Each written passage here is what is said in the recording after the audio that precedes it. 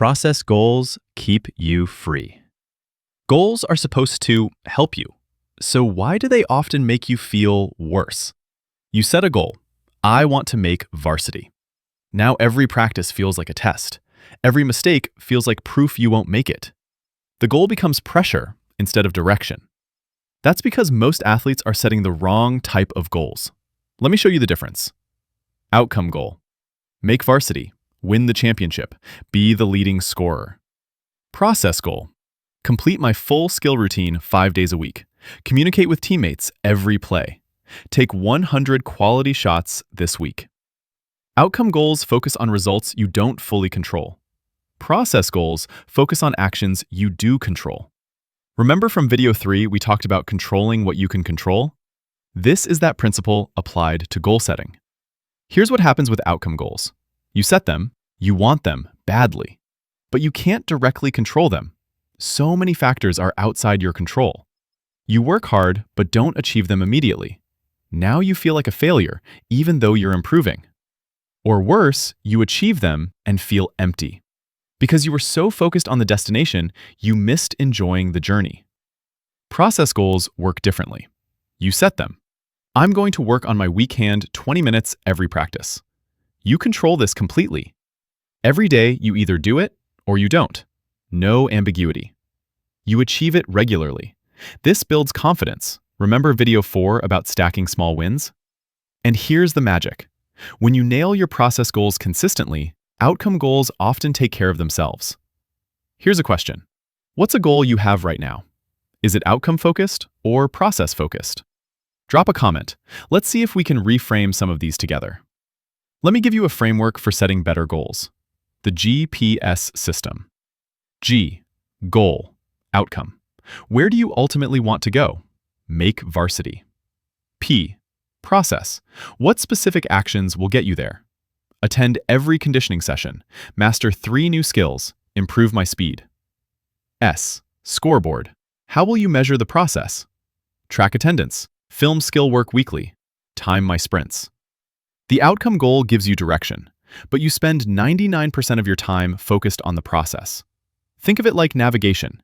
You plug in your destination, outcome goal, but you don't stare at the destination the whole drive.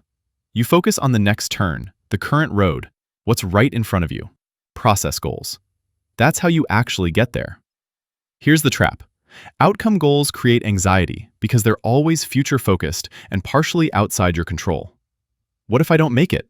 What if someone's better? What if I'm not good enough?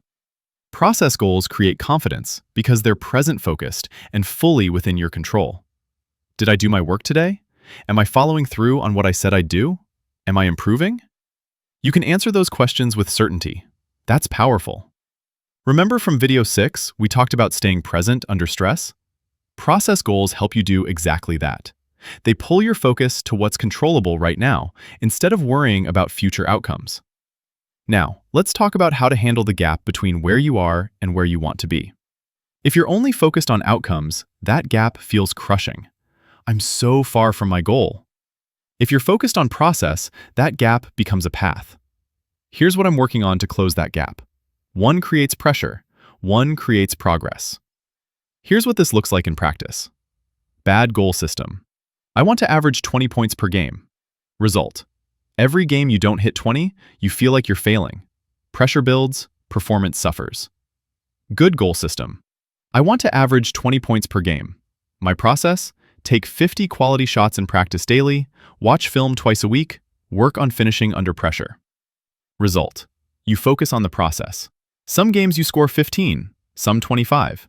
But you're improving consistently because you're doing the work. Eventually, the outcomes follow. Think about athletes you admire. Did they achieve their outcomes by obsessing over outcomes, or by obsessing over their daily process? The best are process fanatics. They control what they can control. They trust that results follow from doing the work. Remember from video 2, we talked about self-talk? Outcome goals create negative self-talk when results don't come immediately. I'm not good enough yet. Process goals create constructive self-talk.